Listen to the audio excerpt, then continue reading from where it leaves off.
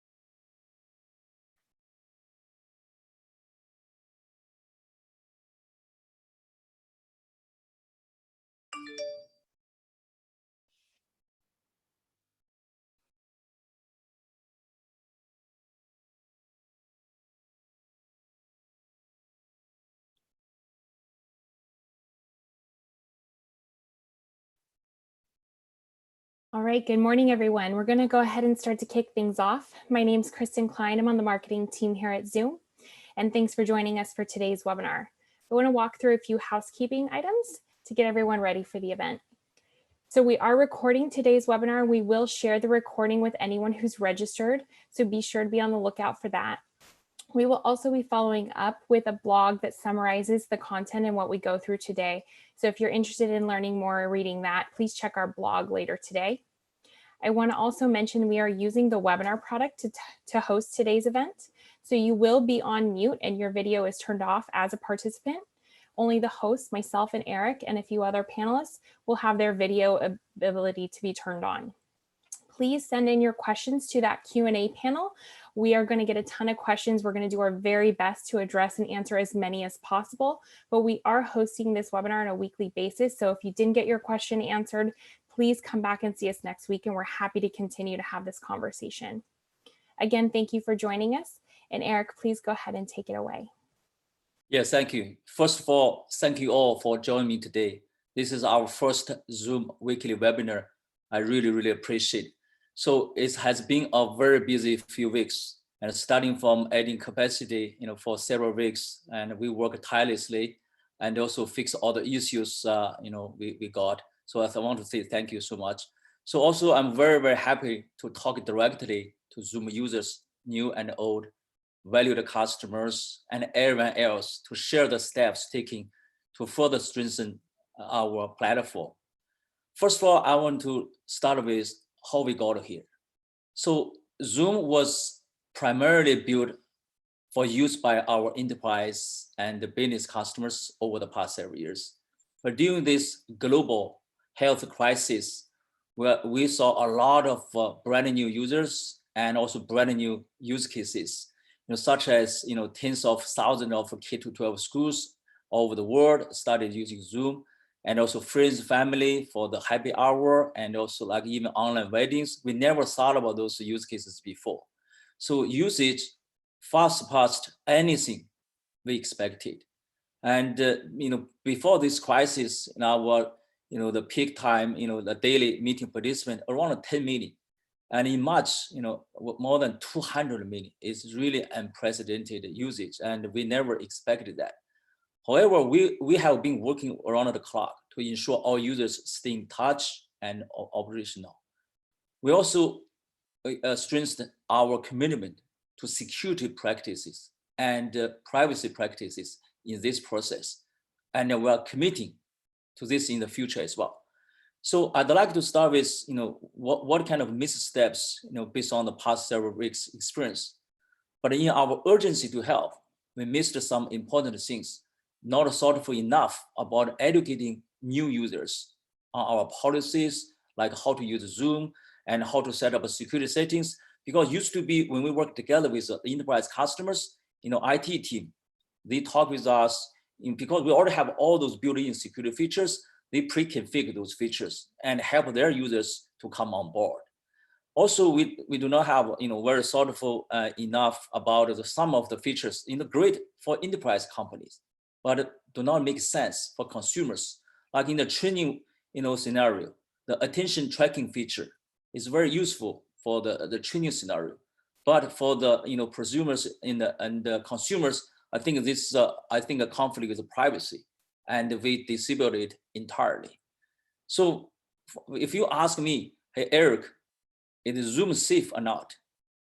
With new level of scrutiny, it comes down to these two questions. Is Zoom safe compared to peers? Is Zoom safe for those new consumer user cases? I can tell you, Zoom absolutely safe compared to the peers and also our enterprise customers. Because before these prices, we have so many enterprise customers, top security companies. They all did all kinds of penetration testing, and also we shared our best practice. We built the trust. So again, it's very safe. And also we made lots of changes, like enforcing the meeting password, enforcing the meeting room, disable those the privacy features. For the first time, new consumer use cases, again, the answer is also yes. Clearly, we have a lot of work to do to ensure the security of all, to handle all those brand new consumer use cases. And because those new use cases, we just started over the past several weeks. But what I can promise you, we take these issues very, very, very seriously. We are looking into each and every one of them. And when we find an issue, we acknowledge it and we will fix it. Also, we'll be transparent about what we are doing. So I also want to share with you a little bit about what we have done so far.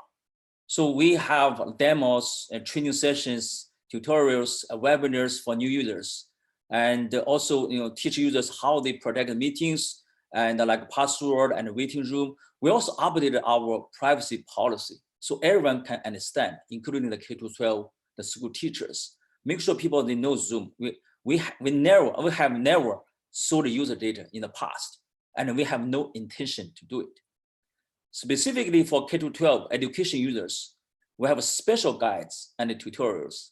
We have a dedicated K-12 privacy policy. We changed the default setting, as I mentioned earlier, and enable the password and the virtual waiting room as well. Also, we disable the screen share by default, meaning only teachers can share the screen. Also, based on feedback over the past several weeks, we also fixed other things like removed the Facebook SDK in our iOS client, remove the attention tracking feature, fix the Mac installer issue, and also a fix for the Windows UNC link issue, and also remove the LinkedIn Sales Navigator app as well. So, and also clarified the facts about our encryption. And actually last August, our product for our, the like mobile client, Windows desktop client, we already changed the terminology. We used the Zoom encryption. And however, it's a process problem, and our documentation still uses end-to-end encryption. That's absolutely wrong. That's sorry for the confusion. So given all those issues filled, and last Friday, we also had a report about the China issue. And I also want to tell you this issue, after we got that report last Friday, that issue was also completely fixed. And I also know many customers concerned about, hey, what had happened? What was that? To be clear, this should have never happened. And this issue was completely addressed last Friday. We already removed all the China targeting servers. But today, I want to leverage this opportunity to explain to you what had happened. Then you will, especially for the security researchers, and you can evaluate the impact. We truly believe impact is very minor. So first of all, I want to share with you, how it should work. So we built a global, data center, 17 data centers, and to have a best performance. Say you are joining this meeting from Germany, you talk to the Germany data center. You are joining this meeting from Japan or China. We talk to the local data center, and all those data centers will be connected. This is a global distributed meeting architecture for both best performance. A US attendee tries to connect to 5 US data centers to find the best connection. If there's no any response from those 5 US data centers in 5.5 seconds from those 5 data centers, then we'll try again with the 3 tunneling server. We call it HTTPS tunneling server in the US. And we tried that. If any of them, returned, and we are going to use that. Otherwise, timeout, return an error. So the HTTPS tunneling server that response first will be used to route the connection back to our US data center. And also a unique encryption key is generated for each meeting, only held in the system memory and immediately destroyed at the end of the meeting. So what occurred for a very limited time is if the 5 US data center did not respond to the attempt by the US attendee to join the meeting, then the 3 HTTPS tunneling server in the US plus 1 HTTPS tunneling server in China were pinged. The China HTTPS tunneling server should never have been an option for non-China participants because that's the configuration and the design flaw. In terms of impact, because this is based on the connection failure, it's very random. So I give one example based on the initial analysis in a sample taken in the US meeting participant on April 1st, 2020. Only 37 participants would have connected to the US data center, but instead routed through our China data center, tunneling server, and connected back to our US data center. To put it in context, on that day, we had over 233 million participants worldwide that day. So essentially, those 37 meeting participants, when they join the meeting, suppose they should connect to our US data center, but they were connected to our China data center and then routing back to US data center server because of the connection failure. And also the service really, our service really cannot determine in advance who will need to utilize the tunneling server. It's very random based on 5 HTTPS, 5 server failed and the pinged HTTPS server. And also no meeting data is left behind or stored in the tunneling server. Also, we know that regarding these 37 participants, we know which customer, which account, and which meeting, and which participant they had a connection failure, and then routed back to our China data center.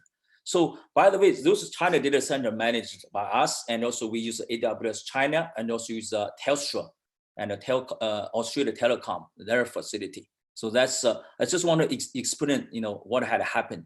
We have completely removed all China tunneling servers from our infrastructure. I guarantee you this will never happen again. Given our commitment to security, privacy by design, we have very, very, very high confidence this will never happen again. Again, I just want to share with you why we have a global distributed meeting architecture to have to boost the performance. So what we are going to do going forward, we are determined to do better and hold ourselves to be highest standard on security and privacy. So over the next 90 days, we decided to freeze any new features. Entire team will laser focus on privacy and security, and conduct a comprehensive review with third-party experts and representative users to understand and ensure the security for all new consumer use cases, and also engaging a series of simultaneous white box penetration tests. Actually, before this crisis, we talked with many enterprise customers and we ran all kinds of penetration testing. So that on that front, we do have high confidence. Also preparing a transparency report that details information related to the requests for data, records, and content. And also we are going to double down on our bug bounty program. We have a public bug bounty program, also a private bug bounty program. I really appreciate all the security researchers. Thank you for your help. Please work together with us and submit those. We are going to take it very, very seriously. Also, as you saw from this morning, we launched a Zoom CISO Council, the leading CISOs across the world, and they are going to help us, working together with us. We are going to have open, ongoing dialogue on security and privacy, the best practices. And also, we are very, very happy, very excited to hire Alex Stamos, and widely respected expert on cybersecurity. He was a former chief security officer of Facebook and joined us recently as an outside advisor. So in closing, I want to share with you, transparency is always been a core part of our company, the culture and value. and look forward and to do these webinars and every Wednesday. And I'm very, very committed. We are very, very committed. And yeah, so also want to give you a little bit more update just about it today. And we just rolled out a new client update, and please update the latest version. So we added a feature called security, especially for the first time new users. And quite often they do not know where to lock the meeting, how to enable the waiting room, how to disable the private chat or screen sharing, or how to expel a user. We put all those features together, and we call it security. Really help our customers and to easily navigate through those security features. Okay, with that, thank you all, and thank you, appreciate. Great, thanks, Eric, and thanks everyone for sending in your questions. We've seen a few themes here, so I'm going to try to touch on some things that a lot of people are asking about.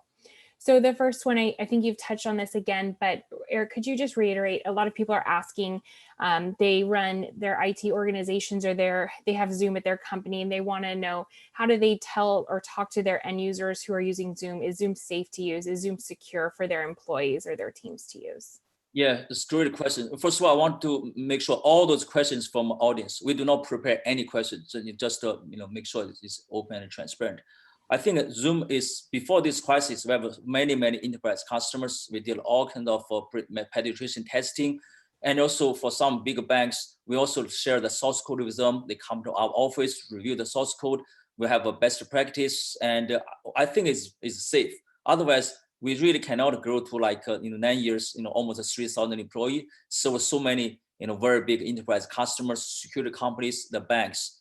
And for the consumer, the new use cases over the past several weeks, we did and improve our the settings for first time user. Default password is on, default waiting room feature is on. We just added these security features. I think it's very safe. For enterprise customer, it's safe. For consumers, it's safe. We are very committed. Well, I have high confidence. I can tell you, Zoom is safe. Thank you. Great, thanks. We got some questions around file sharing, and whether we disabled file sharing over the weekend and when that would be available again to end users who are looking to use that feature. Yeah, so given that the entire resources we're working on, and look at every corner, look at every code, every feature, make sure any privacy and security issues, and we found the potential the security vulnerability. That's why we disabled that feature. And meaning for file sharing is when you download the file from the cloud, because we integrated with quite a few the cloud drive. So we want to make sure fix that and then re-enable that. Great, thank you. So meaning if there's any conflict between those features and privacy and security first. Exactly. Okay. I know we talked about waiting rooms, or you touched on those, and I think there's a lot of questions around when waiting rooms will be available for Zoom webinar, if we plan to add that feature. Yeah, the team is working on that. I'm so sorry I do not have a date, but we are going to follow up. Yeah. Great. And I think there was also some question around just configuring the waiting room, or any questions about any of these features. We do offer daily trainings if you want some more specific assistance on how to turn on and use the features that we're going to be talking about. Yep. Another great question is, how do you prevent unwanted participants to join your meetings, or how do you stop Zoom bombing, and what would be our recommendations around that? Yeah, I can share with you our recommendation, or maybe my personal best practice. I use Zoom for almost 8 or 9 years. Every day I have lots of Zoom meetings because I do not travel very often. I think first of all, every meeting, please set up a password, and also ideally only for your internal meeting, you use your personal meeting ID. Because your personal meeting ID, if you use it with other people, and it's it's not good. So always generate a random meeting ID. Don't use your personal meeting ID. And for that, and also enable password. And waiting room, if you want to enable, perfect, especially for K-12 schools. And for business meetings, for me, I normally have a password, and plus after the participant I invited to join the meeting, I like to lock the meeting. And for the very sensitive meeting, like our internal executive staff to review our quarterly report, normally you can enable only allow authenticated users to join the meeting, meaning with the same domain, right? With the same zoom.us domain, user can join my meeting, and also enable the watermark feature. So in case I share the content and maybe someone leaked the content, we can enable the watermark. You even can enable the audio watermark. A lot of security features built in, and the police, I think, follow those best practice. Lock the meeting, password, a waiting room, and never share the your screenshot to the social media. Great. There was one question I want to follow up on with regard to the password. So some people were just asking how the password helps protect the meeting and if you could assign a unique password or if that's something we're planning on being able to do.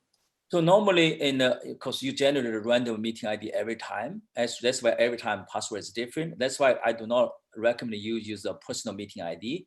And personal meeting ID is fixed, right? And the password also the same, right? This is not very secure. Only use it sometimes for internal meetings.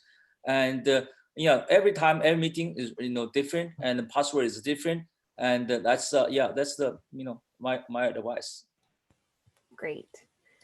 Can we touch on some clarification around whether Zoom sells user data? There was some just from content from recordings, chats, how we collect data. Can we speak about that whole data piece? Our business model is to have a subscribers, primarily driven by the enterprise customer, business customers. We never, sold any customer data. That's not our business model. We have no intention to do that, in the future as well. And we really don't understand the consumer, the data, meaning sell to the other third party advertiser, the company. That's not our focus at all. And having said that, for sure, we really understand that the privacy is very important, and we are going to review everything to make sure any data. Ideally after the meeting is over, we are not going to leave a lot of information in our cloud. We try to very, very minimum to help you join meeting, start meeting. After that, try to make it very, very clear. Great. That's helpful. And I think there was some questions just from like a teacher and education perspective about recording their meetings or their classes they're hosting with Zoom, whether they should be recording to the cloud or recording locally. Can we talk a little bit about recordings? So yeah, we support two types of recording. One is you can record on your local machine, and another one you can record to our cloud. And I think quite often it really depends on how you use the Zoom, right? If you're so for this after the meeting you think you can wait for several hours, that's okay. You can record in our cloud, and also you can set up a password and don't leak that. And however, if you were a private session, I highly recommend you just recording your client machine. Again, also protect that well, and don't share that recorded file to others. Don't upload it to the social media. So normally for me, and I like to use the client-side recording, and I can quickly get a recorded file, and also I can protect that as well. I do not, upload any other places in case I forgot the password. Yep, that makes sense. Another great question was just around, we've talked a little bit about some of the security features that we've enabled or features that we've put on by default. Do you have any idea, or you want to give a sneak peek of things you're thinking about, what other security features we might put on the roadmap or what people will see in the future? Yeah, I think today we just have this new client update, right? And that's one security feature. And another security feature regarding the encryption. For now we are using the 256 and AES and ECB, and we already enabled that for one customer. And since I think over the past several months, but we are going to roll this feature out to all of our customers. However, this feature does need every client to be updated to the latest version. So that will take some time. I think in the next 45 days, we're going to upgrade our encryption from 256 ECB to the AES-256 GCM. And that's one feature. And we are working on. At the same time, today the way for us to use the AES encryption, the key is generated by our system, by our servers. And we're also working on feature. And the key, will be generated, will be from you, from our customers. We do not generate a key anymore. We call that is, the new, more like an option for the very, critical meetings. We do not generate key anymore, and the customer generate key. And also get your feedback. We want to make this code open source. That's why we wanted to work together with all the security researchers, and also make sure review our design, and also can open source this code. For the upcoming and encryption and the key generated by customer. For sure, this feature has some limitations. That's why a lot of conference vendors and we do not enable this feature by default, because with this feature on, you cannot use the phone to dial in. Traditional Cisco Polycom device cannot dial in, and the cloud recording also does not work. A lot of limitation, but we think that works to add this feature. And yeah, we look forward to working together with all of you and try to make the open source as well. Yeah, and there was a lot of great comments just around features that you guys are looking for. We do have submit a feature request on our support page that I want to make sure I call out. And if you have a feature request, we're welcome to get your feedback, as Eric mentioned. So please be sure to use that as well. Just regarding client updates and the update we did today, there were some questions about if we do a forced update or will we do a forced update? And then just from an IT perspective, how can they push out this update to everyone in their company or their organization? Yeah, that's great. Normally for the important update, so enterprise IT team, they push the, with MSI package, or the Mac installer, to their desktop, first. That's why when I mentioned like the, the AES-256 GCM, even if we roll out the client, we are not going to enable that until the most important users, and especially and a lot of enterprise customers, after they roll out this latest version to the client, and then we enable that feature. So we, over the past several years, we always work together with those enterprise customers and to roll out those clients. And we know how to do that. Great. Let's talk a little bit more about education. I know there's a lot of people with questions around that. So a question was, what safeguards should they take to prevent people from hacking into a server for a school or for an educator? I think again, it's I think education is very important, and also I think for sure and we have a daily webinar, we have a lot of tutorials, and please take a little bit of time to understand that, and also do a test run if your first time the want to try the online class, and also tell the students don't share the class room meeting ID, and every meeting enable password, enable the waiting room. After all the kids in the class, just lock the meeting. We added this new security feature. It's very easy to find where to lock. So four things. I'm sorry. Don't share meeting ID with any others. Password, waiting room, lock the meeting. And even registration, maybe perhaps if you're looking to really understand who's going to come to your meeting, I would recommend that too, right, Eric? Yeah, that's right on. But they may not have a Zoom account. We do not allow those kids to have a Zoom account. They have to use other ways like a Google login. Yeah, Google Classroom. Yeah. Awesome. There was a question around some of the announcements that we've talked about, some that you mentioned earlier on the call, and where we have that documented or where they could find some of this stuff we're talking about today. Do you want to touch on that, or I can touch on that too? Yeah, please. Yeah. You can find everything on the Zoom blog. So Eric mentioned the blog that went out this morning. There was also a few blogs that addressed a lot of these questions. If you go to blog.zoom.us, you are able to find a lot of this information, detail, links to where the support article mentions how to turn these features on and more specifically how they work. So I'd highly recommend you take a look at the blog. And if you want to subscribe, you would get those updates when a new blog is available, it'll be emailed to you. So I do recommend that you go at least and bookmark that page, bookmark our support site. You can see release notes there. But those are two great assets to understand what we're doing and the latest information.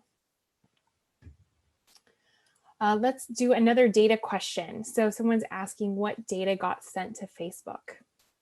So yeah, let me take a step back. So our iOS client, we support and Zoom ID login, Facebook ID login, or Google ID login to facilitate the customer to use our services. Otherwise, they download the iOS client, they need to register Zoom account. I think that's the reason why we introduced the Facebook login and the Google login long time ago.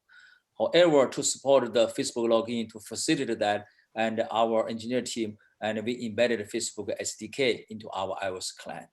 And however, I think we do not know that. It's a shame on us. We do not know that actually when we initialize SDK. Suppose only until you log in with Facebook, we should initialize. It's more like a software bug. We initialize the SDK.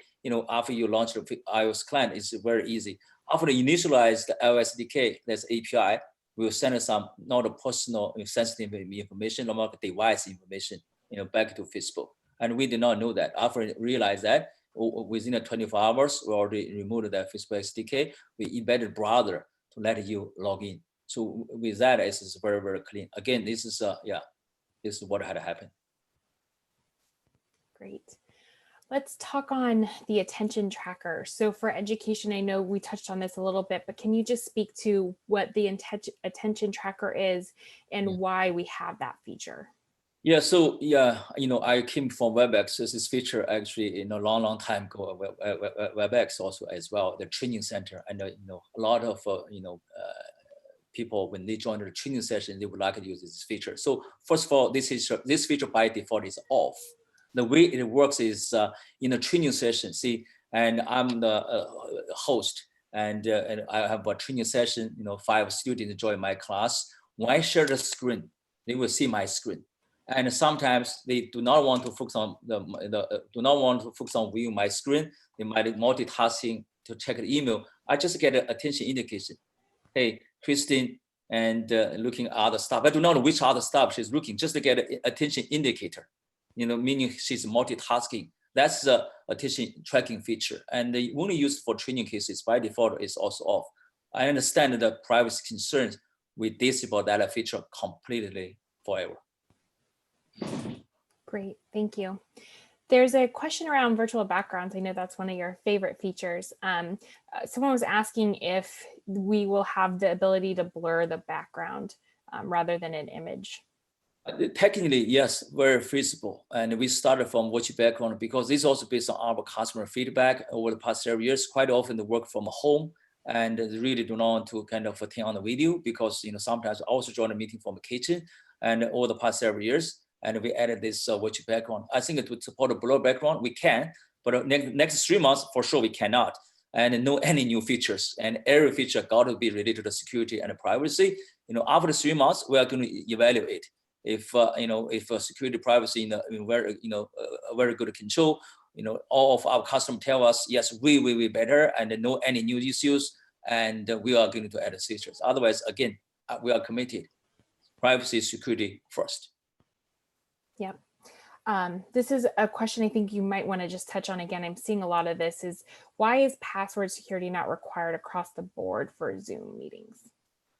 If you do not have a password, what if other people, they know your meeting ID, either you shared or maybe your email is hacked for whatever reason, they get a meeting ID and they just one click, they can join the meeting, right? That's why, this is not a secure, it's just a meeting ID. I think especially given the size of users, before this crisis, on daily basis, only 10 million participants only used for the business conversations. And I think ID is probably, is pretty secure. For now, there's so many hundreds of millions of users are using that. And I would say, this is really, I would say, without a password, I think I'm scared, make sure you have a password. Right. Let's see, let's talk about healthcare and telehealth. We haven't really touched on that, but there's some questions around if Zoom is safe to use and if we're HIPAA compliant. Yeah, so we support HIPAA compliance for a while, and telemedicine, telehealth is very important. And yeah, we really doubling down on that. We have a lot of healthcare organizations, who are using Zoom during this pandemic crisis, a lot, yeah. We also can send BAA as well with healthcare customers. We also have, integration, with healthcare other systems like Epic. Yep. Okay, and let's see. What can we expect Zoom to announce over the next 3 months during our review of the security of our platform? We will keep everything open, transparent. First of all, we recommend all the security researchers, working together with us for the bug bounty program, and we will, look at every, thing you found, and we are going to, keep working hard to fix that issues. And also, we are going to review our, the privacy and and also the every features, double check. And I think that as I mentioned earlier, right, the upgrade AES-256 from ECB to GCM is one task, and also we are going to working on another task to support the key generated by customer, right? And those I think more like on top of my mind for now. And again, if you are looking for more updates, be sure to check the blog because we will be making updates there too. Yep. Yeah, please, come back to join the Zoom webinar every week. Yeah. Yeah. Let's talk a little bit about just the video conferencing industry and other platforms in general. So do they have similar features to Zoom and do they work differently? What do you think security issues mean for the industry as a whole and how we can improve that? That's a great question, specifically on encryption, because, I was, part of original WebEx founding team, and before the Zoom, also VP engineer at WebEx. The way for WebEx to encrypt, very, very similar. And actually, before I left, if I recall correctly, you can double check, WebEx UDP traffic, also AES, but 128, also based on ECB. And I left for 8 years. I do not know what's the latest, the status. This everyone uses something similar. AES either 128 or 256, ECB or GCM, because for conferencing I did not see it's really hard to support the true end-to-end encryption. And that's why we should not call that true end-to-end encryption from client side to server side, right? That's from encryption perspective. For feature, if you look at the feature like addition, tracking feature. And because some customers migrated from WebEx to us, they use that feature before for WebEx training center. They really want us to have this feature. That's why we built this feature, right? I think I did not double check. I'm pretty sure WebEx training center still had this feature, right? I think look at the overall conference industry, and I think feature wise, I would say no big difference. And architecture wise, also no big difference. One big difference is the video first or not a video first, right? That's the biggest difference. Plus, we have a new architecture. It's a global distributed meeting center, and as we give you the best performance, right? That's the difference. Yeah. Great.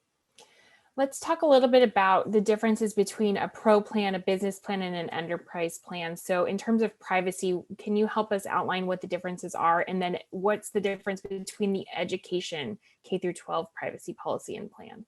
Yeah, so we build a lot of, we have a lot of built-in security features. And normally for business customer, enterprise customers, our, team, work together, with those enterprise customers, before they roll out. So, however, for the free users or pro users, just you buy online, and I think that in terms of privacy security, we need to make sure give them I think a framework, meaning they can easily maybe a package, like a K-12 schools, right?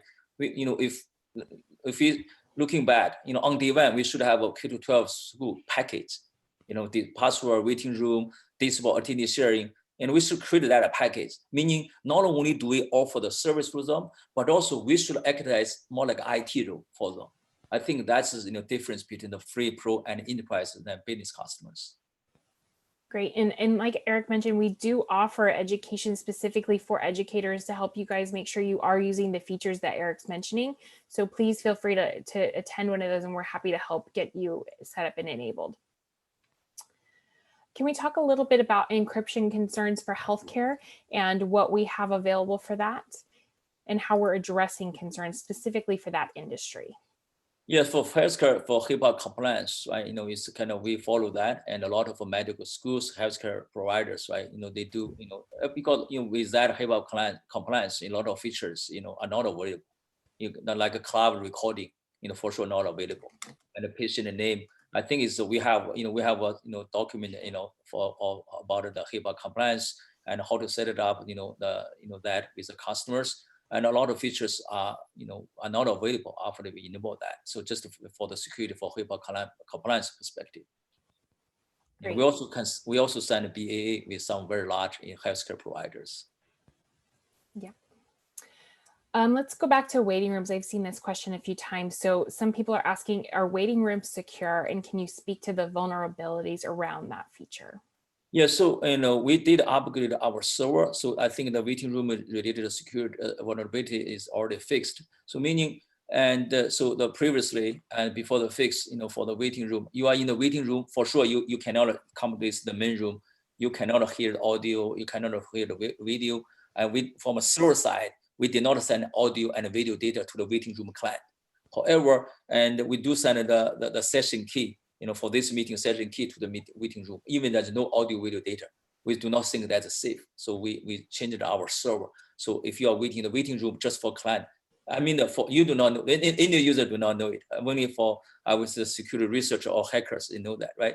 We do not send any, the audio video data, no session key, no the participant roster information. We do not send it back.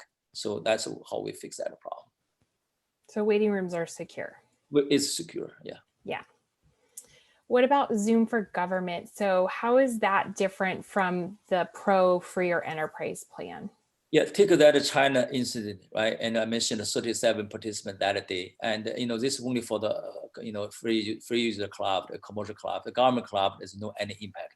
Government cloud is, we have a FedRAMP certificate. It's a very, very strict environment. And, all the DevOps team all must be the, a citizen. And also it's some features disabled and, very, very different, unique, the environment. Also, we want to raise the bar.